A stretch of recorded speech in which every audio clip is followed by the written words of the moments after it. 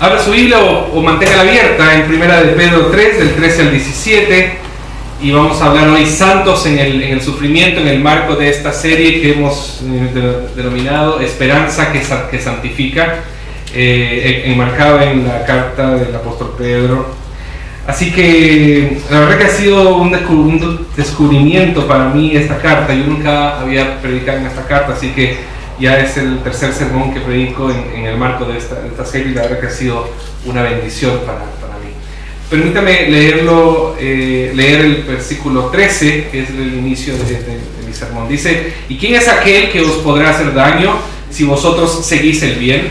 Me llamó la atención este texto porque es un texto extraño en medio de la secuencia o en medio de la lógica que el texto tiene.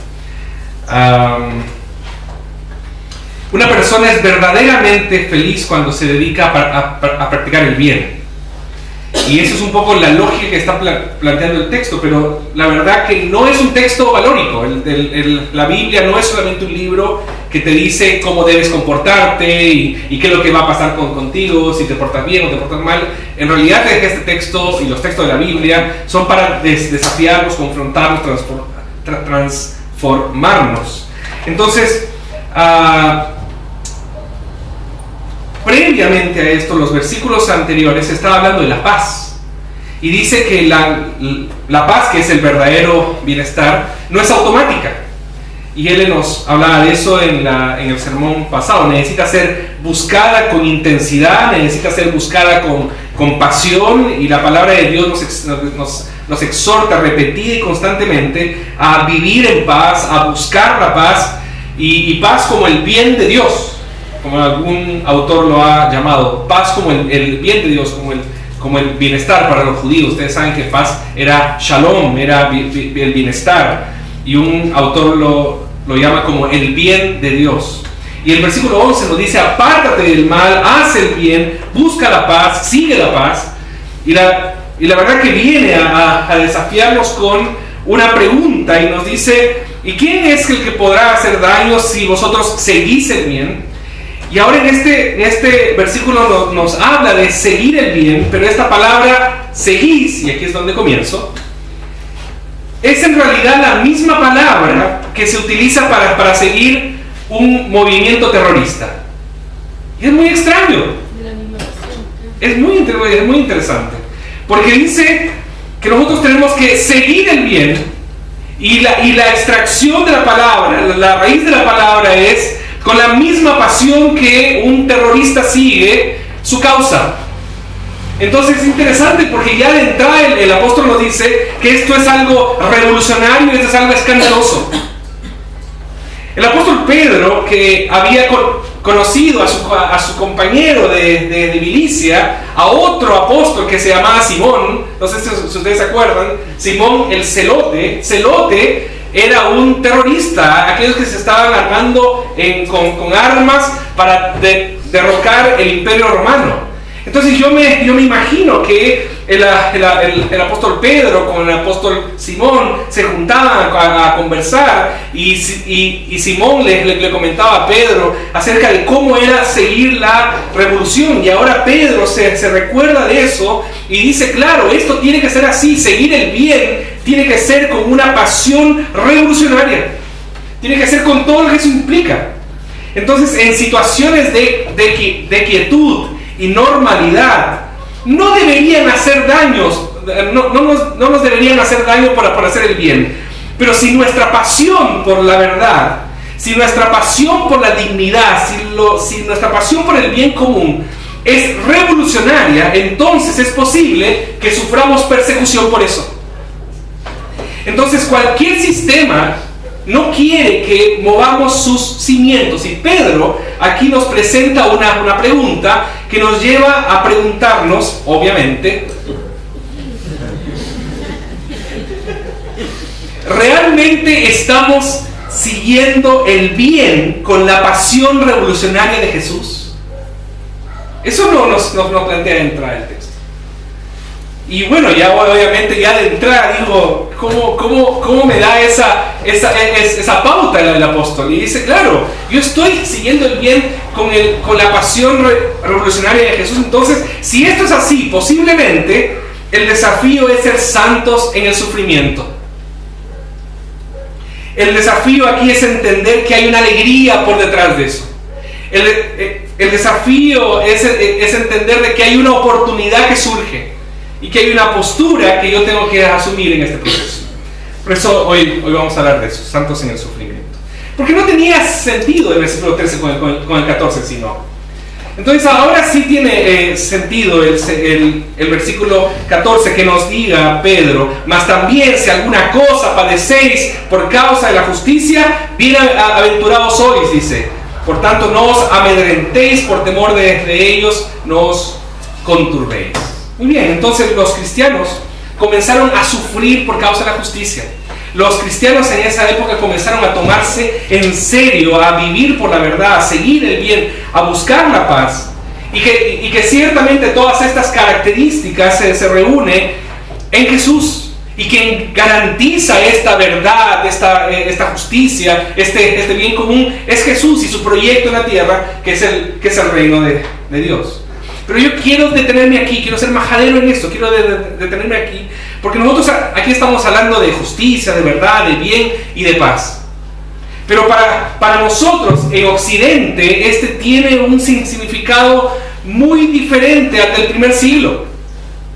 Porque nosotros hablamos ahora de justicia, de bien, de verdad, y yo creo que nuestro cristianismo es un cristianismo contaminado por una serie de procesos históricos. No podemos pensar que nuestro cristianismo, el que hemos heredado ahora, es un cristianismo puro, porque no lo es. Ha sido contaminado con muchas influencias filosóficas, ideológicas, etc. Por ejemplo, el evangelio para los cristianos del primer siglo se trataba de bien común, de participación ciudadana y de ética social.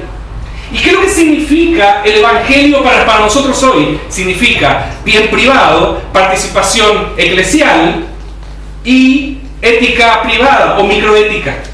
Nos dicen, el evangelio sirve para que tú te portes bien. El evangelio sirve para que tú tengas una buena familia. El evangelio sirve para que tú seas feliz.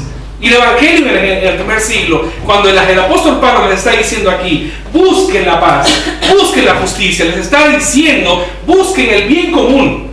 Hay una revolución social cuando nosotros asumimos el evangelio. Entonces cuando el texto aquí dice que ellos padecían por causa de la justicia, aquí está hablando de revolución social. Aquí está hablando de remover cimientos.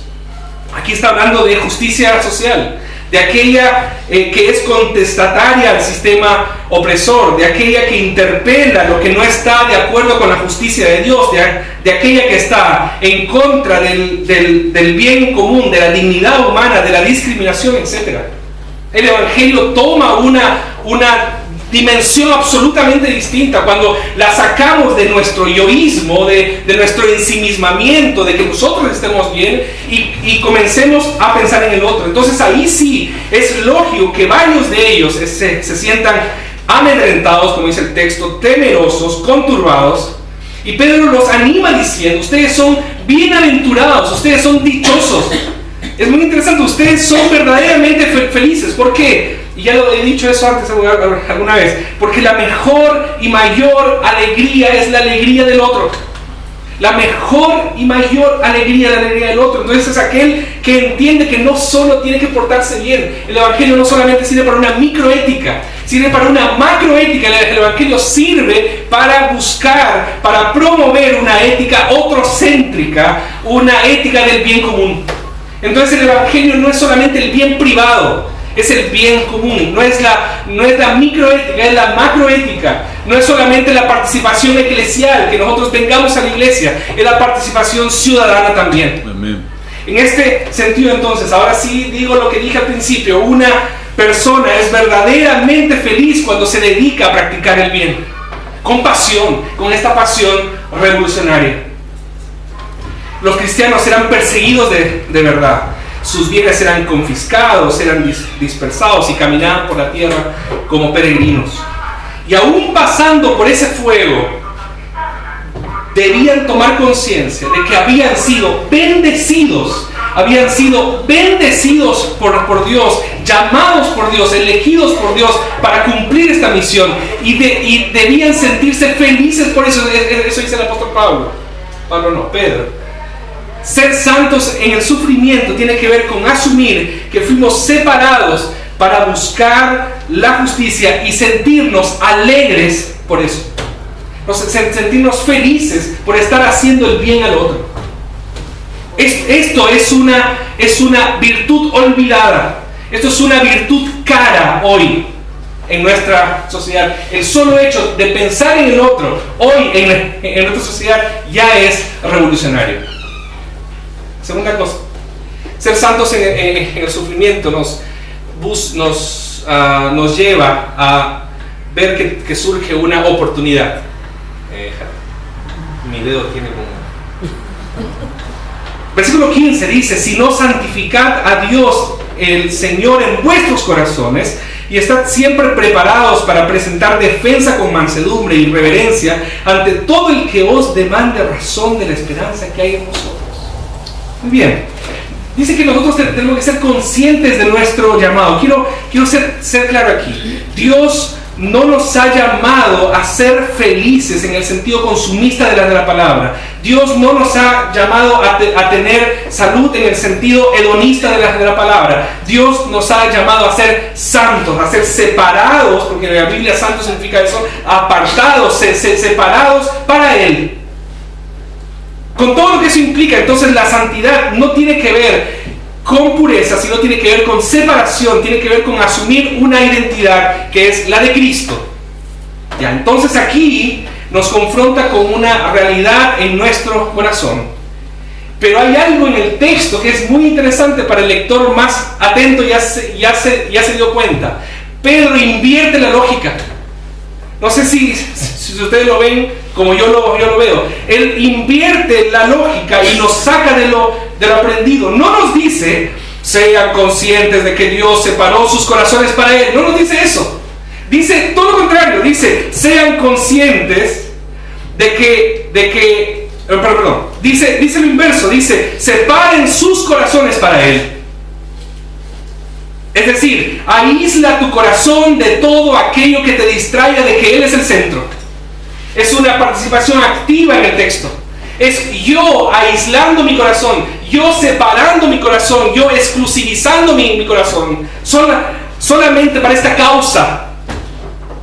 Entonces, al hacer este ejercicio, surge una oportunidad. El sufrimiento se torna una oportunidad para la defensa de la fe. Entonces dice, cuando yo sufro, cuando yo soy perseguido, cuando yo soy injusticiado, entonces ahí surge una gran oportunidad de que la gente vea de que tú separaste tu corazón para Él, y que lo más importante para ti es Él, que lo más importante para ti no es tu bienestar, que lo más importante para ti no es tu felicidad, que lo más importante para ti no es tu salud, que lo más importante para ti es que tú separaste tu corazón para que Él sea lo más proeminente en tu vida. Amén. Entonces, ahí donde surge santificar a Cristo en nuestros corazones tiene que ver con reconocer su señorío aún en la persecución y el sufrimiento, y esto es un tremendo testimonio para todos aquellos que no lo conocen. Es decir, ¿cómo puede ser de que esta persona reaccione de tal manera siendo que la está pasando muy mal? Y la respuesta es: yo separé mi corazón para que Cristo sea lo más importante para mí. Cuando nosotros pasamos por circunstancias difíciles, es una oportunidad para defender la fe.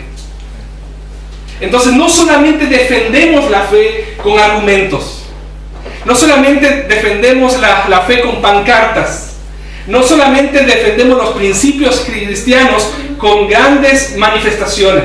Nosotros defendemos la fe cuando con mansedumbre, dice el texto, muy interesante, con mansedumbre y reverencia mostramos la esperanza que hay en nosotros. Qué lindo eso. Es como cuando alguien te ve y dice: ¿por qué estoy así? Porque hay esperanza. ¿Y por qué hay esperanza en ti? Porque Cristo es lo más importante para mí. Amén. y lo terrenal se diluye. Es muy interesante. Entonces aún de aquel, porque hay alguien ahí que está molestando y está pidiendo explicaciones, dice, aún de aquel que nos exija una lógica o una razón en nuestra reacción. No lo entiendo, te va a decir. Y entonces, al texto dice, presentar defensa, dice, para que estés listo a presentar defensa. Es decir, que es una linda oportunidad para presentar defensa. ¿Y qué significa presentar defensa? Es justamente, viene de la palabra apología. Es justamente tener que no solamente mostrar con mi vida, sino también enseñar. Es muy interesante porque tenemos que enseñar que nuestra fe no está dentro de una lógica humana, sino que se vive y se experimenta desde la fe. Entonces, aquí es representada por presentar de defensa, es decir, la explicación inteligente de nuestra fe. Quiero ser más claro con esto. El primer punto nos llamaba la pasión, y este punto nos llama a mostrar con nuestra vida y de manera inteligente nuestra fe. Entonces, pasión e inteligencia están unidas en la fe cristiana. Mente y corazón están unidas en la fe cristiana. Qué interesante esto, porque siempre caminan juntas. Una persona solamente apasionada puede cometer errores cuando no tiene prudencia, mansedumbre y sabiduría. Es muy interesante porque va en combinación. Cuando yo tengo que mostrar pasión y cuando yo tengo que ser más astuto, más hábil. Pero en todo esto, tu vida es lo que demuestra la esperanza. El apóstol Pedro lo podría haber dejado ahí, pero no, surge un propósito en el sufrimiento, versículo 16 y versículo 17.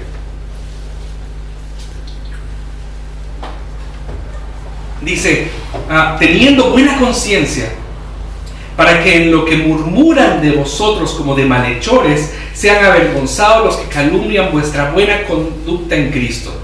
Porque mejor es que padezcáis haciendo el bien, si la voluntad de Dios así lo quiere, que haciendo el mal. Muy bien, la conciencia, hermanos, es el árbitro interior que nos aprueba o que nos censura. Una buena conciencia nos acusa cuando pensamos o hacemos algo equivocado. Esta conciencia es aún mucho más profunda, mucho más categórica, mucho más absoluta cuando el Espíritu Santo también está en nuestra vida. Entonces, cuando hacemos algo correcto, nuestra conciencia lo aprueba.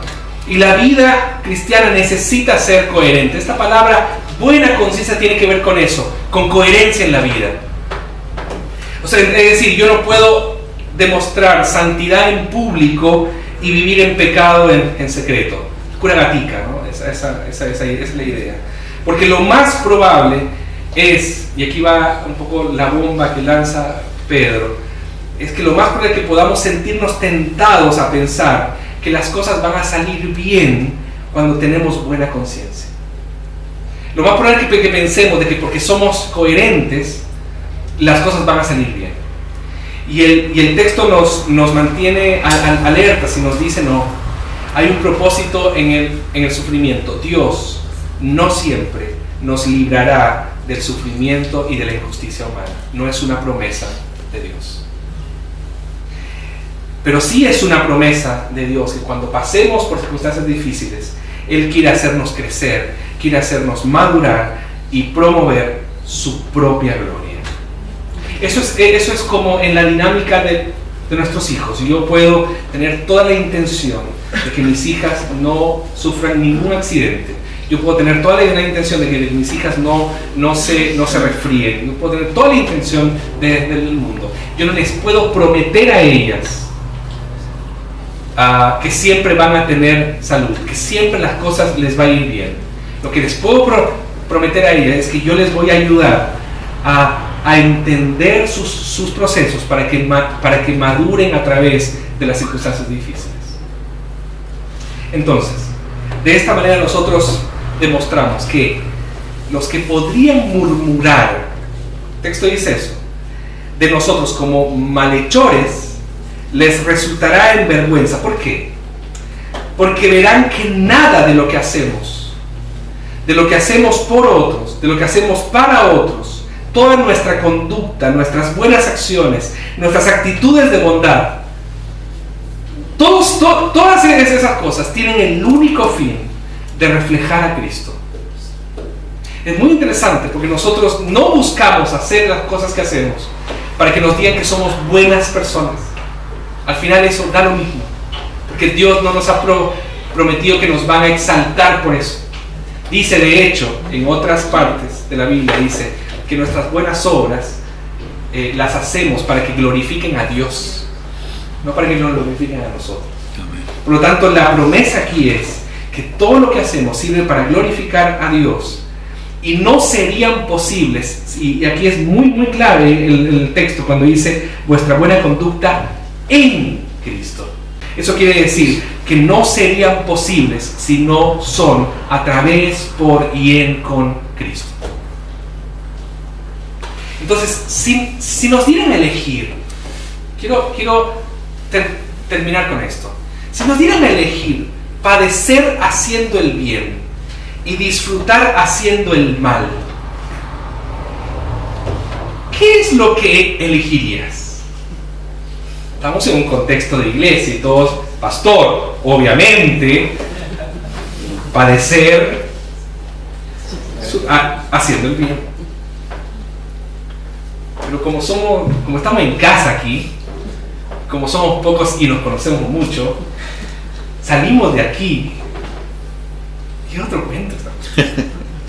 Entonces ahí es donde el apóstol Pedro vuelve otra vez a esta idea y dice, es mejor que padezcáis haciendo el bien si la voluntad de Dios así lo quiere. Amén. ¿Qué es lo que está diciendo aquí el apóstol Pablo? Es que nosotros debemos recordar que debemos santificar a Dios en nuestros corazones.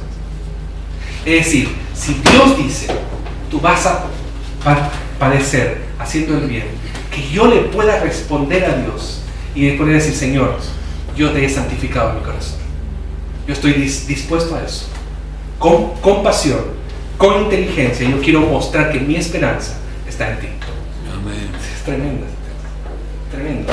Pedro y nos dice, porque puede ser que la voluntad de Dios sea esta. Más adelante, al predicador que le toque, el versículo 16 del capítulo 4, refrenda eso. Dice, pero si alguno padece como cristiano, no se avergüence, sino glorifique a Dios por él. Amén. Qué lindo. Amén. No sé qué es lo que viene con este mensaje, porque claro, nos podemos decir, está muy bonito, encaja, ¿cierto?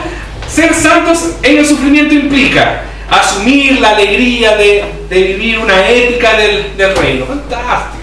No puede ser santos en el sufrimiento, es aprovechar la oportunidad para testificar nuestra fe. Amén. Gloria a Dios.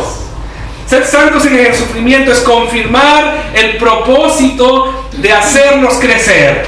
Fantástico. El Señor les bendiga, hermano. No sé dónde va a terminar esta semana para usted, no sé dónde va a terminar para mí, pero yo se lo dejo ahí, porque si no les voy a estar diciendo cosas que no son. Oramos.